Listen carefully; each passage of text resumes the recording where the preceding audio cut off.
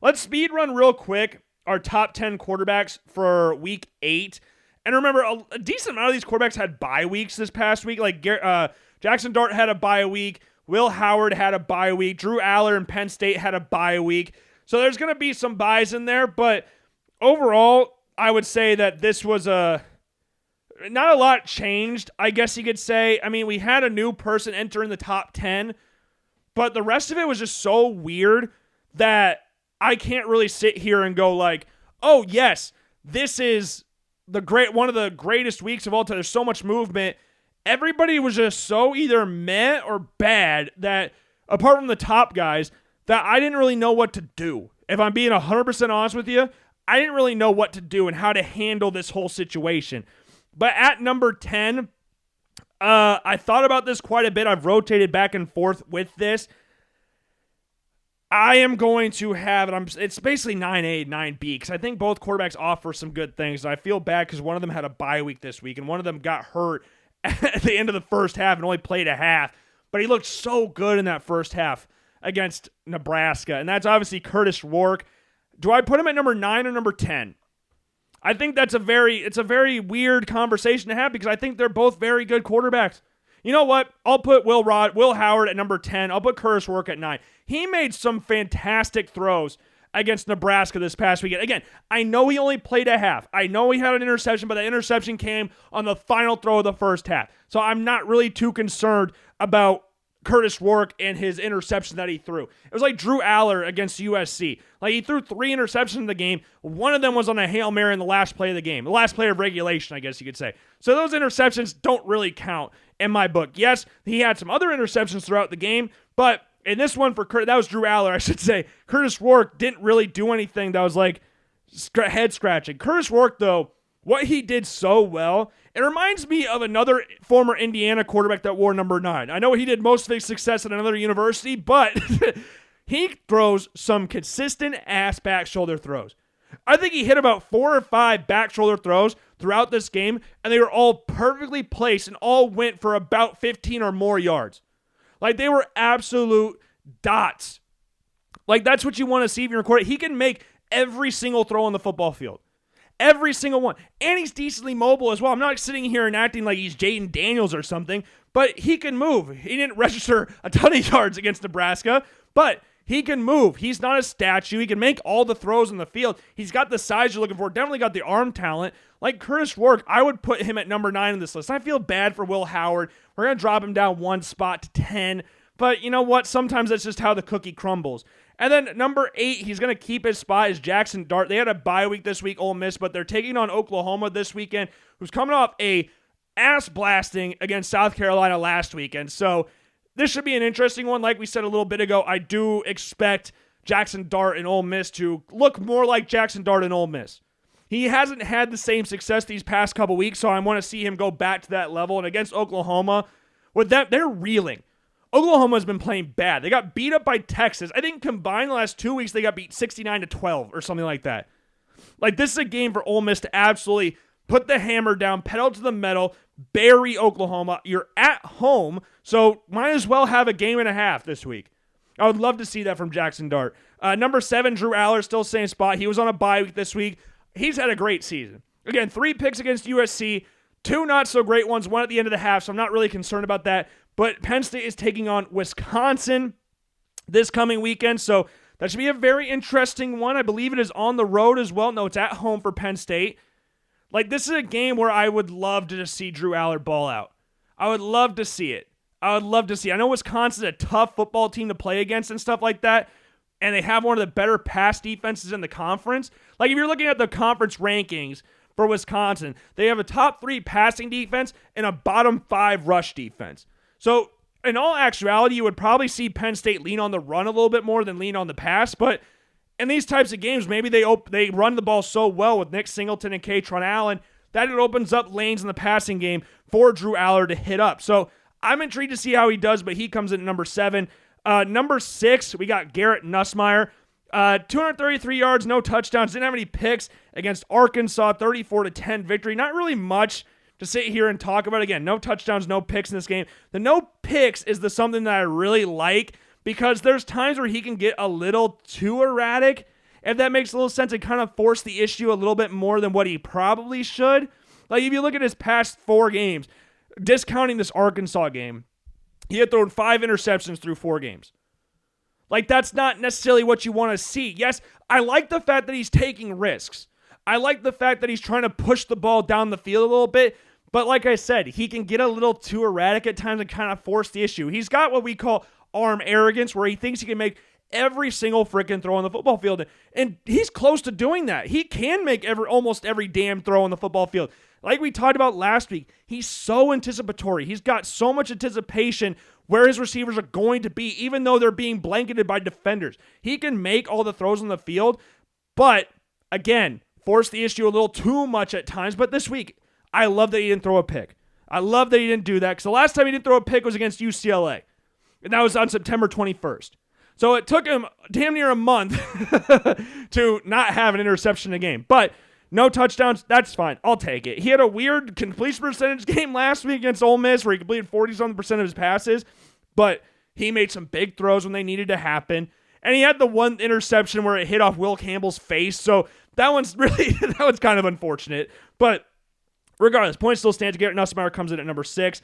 Number 5, this is what we talked about in regards to there's so much like not great play within these next few rankings that I'm like, I don't know what to freaking do. Like, do I just leave them? Because I don't think any of them played better enough than the other ones. Like Quinn Ewers this week, he comes in at number 5. 2 touchdowns in this game, 1 interception, had 2 fumbles in this game as well. 2 of the 3 turnovers that he had led to Georgia points. And Arch Manning, he came in after Quinn Ewers got benched. Arch Manning came in and he also fumbled the ball away. And Texas looked like they had a little bit of momentum once the second half started. Quinn Ewers had a 2-yard touchdown pass to Isaiah Bond. He had a 2-point conversion to him as well. He had a nice little check down to Blue out of the backfield as well. Not check down, but I mean, you see they're playing man coverage. You know your running back's running an out and in route. He's got one-on-one coverage against a linebacker. You're taking your running back 99% of the time on that play. No disrespect to any linebackers out there, but in that situation, you're taking the running back. And in a game like this, in a game like Quinn Ewers was having, where not only was he struggling and Georgia's defense was absolutely petrifying him, he got benched. Quinn Ewers got freaking benched. Playing the number 5 team in the nation in Georgia, getting benched. That's not really great for confidence. So you need those kind of confidence throws. And yeah, he hit it, scored a touchdown, but after that, it didn't really do a whole lot. Then he'd have another fumble. Georgia would score again, and then 30-15 just kind of saw itself out. Texas turned it over on downs twice to end the game. It wasn't great. It wasn't great. Again, he looked very uncomfortable. And I understand that. I mean, look at how Georgia lined up defensively. Look at all the shifts they did at the line of scrimmage. I would feel very uncomfortable with that as well. He made some decent throws towards the end of the game. Like, he had a throw down the sideline to Helm, who just high pointed the ball over to the defender. I think it was on 3rd and 3 or something like that. It was more of a great play by Helm than a great throw by Ewers, but you know, sometimes that happens. Better be lucky than good. Let your playmakers make plays, throw it up in the spot where only your big-ass tight end can get it, and hope he comes down with it, which he did. But again, drive ended up stalling out. They turned it over on downs. Stewards get sacked, stuff like that. Like, he just looked out of it. Like, I don't know if you guys saw the picture or watched the game, but that shot of Quinn Ewers and Arch Manning before halftime in this game when it was 20-0, they were seeing freaking ghosts. They looked completely out of it. I know they didn't have the quote like Sam Darnold did, go, "Oh, I'm seeing ghosts," but still, you looked at them and like, you know what? They're seeing ghosts. They look scared. They look nervous. I don't know what happened in this game, but we talked about before going in that this was Texas' first real matchup of the season. Yes, they played Michigan on the road when Michigan was a top 10 team in the nation, but no one in their right mind actually thought Michigan was going to win that game or even challenge Texas in that game. And then you look at the game against Oklahoma. Oklahoma, 18th ranked team in the nation. Nobody actually thought Oklahoma was going to do anything in that game. Oklahoma and Michigan, 10th and 18th, were 2 of the most high overrated teams in college football in regards to where they were placed in the AP Top 25. Both teams have lost their past 2 games. Oklahoma, like we brought up a little bit ago with Jackson Dart, has lost their last 2 games by a combined 69-12. As hilarious as a number 69 is, that's not how many points you want to give up through 2 games, with one of those games being against South Carolina. No disrespect to South Carolina, I did not expect that scoreline. Was it 35-9? Like, I didn't expect that kind of score. That was not what I thought was going to happen when I turned on that game. So Texas, you have those 2 wins against top 25 opponents, but as we're sitting here right now, both those teams are on the outside looking down the top 25. Both of them are.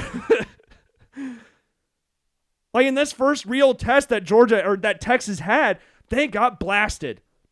They did. Georgia's defense came to frickin' play. Quinn Ewers got hit a lot in this game. He got 2 touchdowns. Good. Both inside the 20-yard line. That's what you want to see. But not a great game. Not a great game for Quinn Ewers. Then we move on to number 4, Jalen Milroe. Again, like I talked about the Heisman Trophy thing. Did he listen to me when I said that he had one hand on the Heisman Trophy? Because ever since I said that, his play has just been dipping astronomically. It's been insane. Like, he's nowhere near the Heisman Trophy at this point in time. I said he has one hand on the Heisman Trophy, and guess what? Since then, they lost to Vanderbilt. He had a rough game against South Carolina, and then he had a rough game this week against Tennessee. Yes, Tennessee is a top 15 team in the nation. They were number 11 when they played them. Tennessee is now in the top 10. But Tennessee, for those who forgot, like I remember hearing people like, man, Alabama lost to Vanderbilt. Alabama struggled against South Carolina. Well, yeah, Tennessee lost to Arkansas and struggled against Florida when their starting quarterback went down to torn ACL. I think Lagway can become a very good quarterback, true freshman quarterback, baller. But in that situation, I would expect Tennessee to play a little bit better than that. And Nico, he struggled as well from the quarterback position. Like this game, it was just rough. Rough game to watch. Like Alabama, their first touchdown came in the second quarter. They didn't score again until the fourth quarter. Like Milroe in this game, 239 yards passing. He missed on 20 pass attempts. He had 1 passing touchdown in this game, 2 interceptions, and only 11 yards rushing. He had another interception in the red zone, or when he was throwing to the end zone. Remember we saw that last week against South Carolina. He had it this week against Tennessee. Just not a great throw. Like when your receiver's getting jammed at the line of scrimmage, Ryan Williams didn't really get a good break off the line. But if he's getting jammed like that at the line, you've got to throw that shit out the back of the end zone or lead him a little bit towards the corner. You can't throw it to the front pylon because if Williams' momentum is carrying him up the field, and guess what? The defender picks up, he's got open field in front of him, and he almost housed it. I think he got it back to like the 45 yard line, somewhere around there. Like, that's not what you want. That's not what you want. Yes, Jalen Milroe made some plays in the run game when like it looked like Tennessee had him all bottled up and stuff like that. But then the throwing was just not there in this game. He hit Jeremy Bernard for a nice 21-yard gain, but there wasn't anything that I really looked at and went like, oh, yeah, Jalen Milroe, he's back. This is the same quarterback that I saw against Georgia. This is that. Like, he looked so unfazed against Georgia. So unfazed. Like, we watched Quinn Ewers against Georgia and look at Jalen Milroe against Georgia. Like 2 completely different games. And you can't sit here and go like, oh, one was on the road, one was away, one was at home. They're both at home. Like that's what was crazy to me about this. And Jalen Milroe, his other interception came in the last drive of the game for Alabama following a Tennessee field goal. It just wasn't great. Overall game just wasn't fantastic. And the next quarterback on here, number 3, is still Carson Beck. And yeah, he had 3 interceptions in this game, no touchdowns. He's had a really rough go of things as of late. Like, we talked about this a couple weeks ago.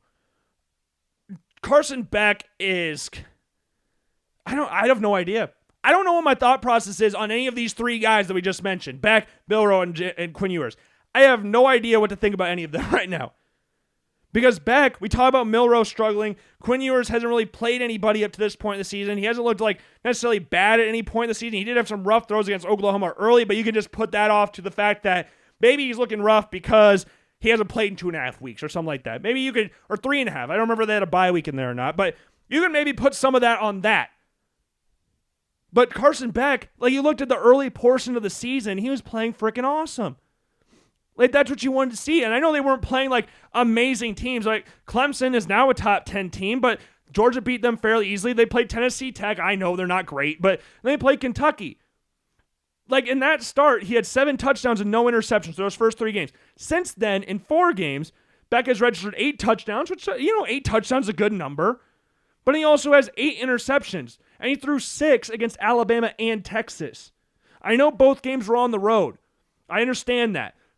But Carson Beck is supposed to be better than this. 8 interceptions through 4 games, with 6 of them being thrown against Texas and Alabama, in games where you want to see your quarterback make those big-time throws.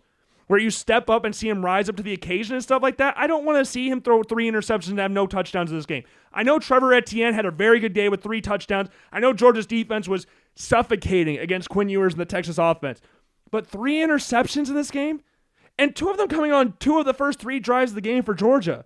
Like, they punted on their first drive, and then back-to-back drives he had interceptions. One of them where he just got played. He got absolutely baited into a throw, threw an interception.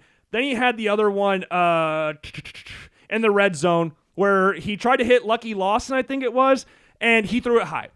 And if you sit there and subscribe to the fact that if a receiver got his hands to the ball, he should always catch it, why do you put your receiver in that situation? Maybe he should make a better play on it. Maybe he should come down with the ball. I don't know. But if Beck puts that thing lower, Lucky Lawson not only makes the catch, he picks up a first down and potentially more. Like, it's just stuff like that you're like, what the hell are you doing? And he almost got 1 interception taken off because of a BS pass interference call. But you know what? It just... And Texas ended up scoring after the interception. That was the 2-play drive Texas had. And it took the fans revolting to get that interception reversed and have a pass interference call reversed to give Texas the ball back when they rightfully should have had the ball. But 3 interceptions, no touchdowns. Just a rough-ass game. I don't know how you can rank these 3. At this point in time, how do you rank them? Because the thing is, again, I don't think I can sit here and go like, oh, yes, he played this better. He deserves to drop because of this, X, Y, Z, and all that great stuff. Like, Quinn Ewers had 2 passing touchdowns. Did he play better than Carson Beck, who had 3 interceptions and no touchdowns? Like, that's where we're at. I'm actually sitting here and asking you that question. You might think that's a stupid question. You might think I'm stupid for asking it. But that's a reality in which we live. Jalen Miller, 1 passing touchdown, 2 interceptions. Another one coming in the red zone again. Like, it's just games like this where you're like, man, I know they're good teams. I know Tennessee's a solid team. I know Texas and Georgia are good teams. But you shouldn't be struggling this much if you're considered to be a top 10, top 15, even first-round draft pick. That's where I kind of get lost in the sauce a little bit. But, man. And before we get into number 1 and 2, let's go over the honorable mention section first. So, and again, alphabetical order, we got Jalen Daniels in here, 16 of 21, 247, 3 touchdowns. Also had 58 yards on the ground and a touchdown against Houston. This is Jalen Daniels' first time on the list. We had a few bye weeks this week, so if you're asking why he's in here and someone else isn't, that's why. But I thought he played well. Dylan Gabriel, 21 of 25, 290, 2 touchdowns, had a pick. Also, in a 35-0 win against Purdue. That could have been 100-0 if they really wanted to. Cade Klubnik, 23 of 35, 308, 3 tuds, and an interception in a 48-31 win against Virginia. Riley Leonard, no passing touchdowns, did have an interception, but had 2 rushing touchdowns in the game. 20 of 29, 203 passing with 51 rushing yards and a win against Georgia Tech. And then Miller Moss, 34 of 50, 336, 3 tuds, 1 interception in a 29-28 loss to the Maryland Terrapins with Billy Edwards Jr. bringing the boom on the celebration. Bringing the boom. And going back to the top of the list, we've talked about this before, where you could put these guys however you want. But I think at this point in time, if you don't have these top 2 guys as the top 2 guys, then I don't know what really you've been watching up to this point, because I think they've been the most consistent quarterbacks throughout this entire draft process. Like, maybe you could throw out, like, a Curtis Rourke. He hasn't had really that many bad games this year. He had 2 interceptions, I believe, against Maryland. But apart from that, he hasn't had any games where you're like, wow, he really stinks. Like Milroe Beck, Quinn Ewers, you're like, wow, that was rough. That was rough. I'm not saying they stink, but he had the rough games in there. But Sanders and Cam Ward, I think, have been 2 guys that have been just head and shoulders pretty much at this point above the rest of them. Cam Ward, again, like we talked about a little bit ago, is the only quarterback I would realistically say has a chance at winning the Heisman Trophy this year. And I don't think I could sit here and go like, oh, yes, he should be the Heisman Trophy winner. I'm not saying that at all. But out of all the quarterbacks available for selection, he would be the next guy in there. And Shedeur Sanders with Colorado this year. So Shedeur Sanders comes in at number 2. Comes in at number 2 on this list. 250 yards passing, 2 touchdowns. Did have 2 interceptions in this game, but also had a rushing touchdown. His first rushing touchdown in a month, or I think in 4 games or something like that. What I like so much about Colorado right now is that they actually got fight. They've got balls, and that's something that I didn't really think they had last year. They're competing in these games. Like the UCF game, I think everybody was looking at, or not everybody, but a lot of people were like, you know what, here's a game they're going to crash back down to earth. On the road, 12.5-point dog. They're going to crash back down to earth against UCF. And not only did they not crash back down to earth, they dominated in the game as well. Then you got a game against Arizona. You lost to Kansas State last week. If this was Colorado of last year, they're reeling because they just lost in a great game against Kansas State, but they're reeling a little bit. And you go into this next game against Arizona. Arizona's 2.5-point favorite on the road. I know Arizona hasn't been great this year, but they still got talent. And Colorado is Colorado to a lot of people out there, but Colorado came in again and blitzed them. 34-7 was the final score in this one. Again, I know he had 2 interceptions in this game, but he was so efficient with the ball apart from that. Like, that's all you can really ask for. In a game like this is what you want to see. I love types of games like this. Like, 250 yards is not necessarily the highest number of passing yards Shedeur Sanders has had at this point in the season, but I like it. He had a 1-yard touchdown pass to Draylon Miller in the first half, or in the first quarter, I guess you could say, and then he hit Will Shepherd from 16 yards out to score. After finding Travis Hunter for 14 yards on 4th and 10. Like, Shedeur Sanders had himself a great season. And like, you look at the first drive of the game. I know he didn't come up with a touchdown on the first drive of the game. He tried. He tried to come up with a rushing touchdown in there. But they're 3rd and 15 or whatever. And he launches the ball down the middle of the field for a 46-yard gain. After Arizona tried to do an onside kick to start the game. Didn't really think that one was going to happen, but hey, maybe catch them off the guard. Maybe you can catch them sleeping, you recover the ball, and then guess what? You stole a possession, and then you're up on the game. Like, maybe they thought they had a realistic shot in actually doing that. It's very rare that actually works out. Very rare that works out. But hey, guy, you can't have to respect him for trying. But yeah, I liked this performance from Shedeur Sanders. I didn't think it was enough. This is the first time in 3 weeks where Cam Ward and Shedeur Sanders have played on the same week. I guess the first time in 2 weeks, because last week Cam Ward was on a bye. 2 weeks ago, Shedeur Sanders was on a bye. Now this was the week where it's like, okay, now we're going to see, now they're playing the same time, who's going to be QB1 out of these two quarterbacks. And I think Cam Ward did enough to warrant staking at the top spot. 4 touchdowns in this game, 319 yards passing. Also had 29 yards on the ground as well. I was texting my dad because my dad was like, he was telling me, he's like, I haven't really watched Cameron Ward that much this season. You have him as number 1 in your quarterback rankings. I got to see what's up with him. And Louisville and Miami was the first game of the day. Kicked off at 11 o'clock on ABC. So I texted him. I was like, hey, Louisville, Miami, here's your chance to watch Cam Ward on national television. You could tune in to watch that. And they didn't score in their first drive, at least a touchdown on their first drive. They scored a field goal, had a decent drive. I mean, they only 34 yards and 12 plays is not like something awesome. You don't look at that, go like, what a drive. You look at, okay, well, that's a decently long drive, but 34 yards and 12 plays, that's like throwing for 190 yards when you throw the ball 50 times. Like, it's just, at least that's what it feels like. I'm obviously exaggerating it a little bit. But his first touchdown pass of the game to Jacoby George from 27 yards, that throw right there is why he's QB1 in this draft class. If you go back and watch the Miami versus Louisville game, I would very much recommend you just sitting back and watch that first touchdown throw of the game. Rolling out to his left, hits him in the corner of the end zone. Like, it's just a beautiful, beautiful throw. And Cam Ward has done that every single week, some point to the season. It's kind of like Colorado, but to a lesser extent. So people hate Colorado because they're Colorado. Because they're always talking, they're always loud, everybody talks about Colorado. You see them on TV even though they're not very good like an overall team. Like last year they went 4-8, but you always heard about Colorado. So that brought people into this season hating Colorado. But people don't like Miami this year because they don't feel like Miami's a real team. Like Miami won 52-45 this week. They're 7-0 on the season. They're ranked 6th in the nation right now. But you look at their past few weeks, and you can even include the game against UCF, kind of. Or USF, sorry, where they won 50-15.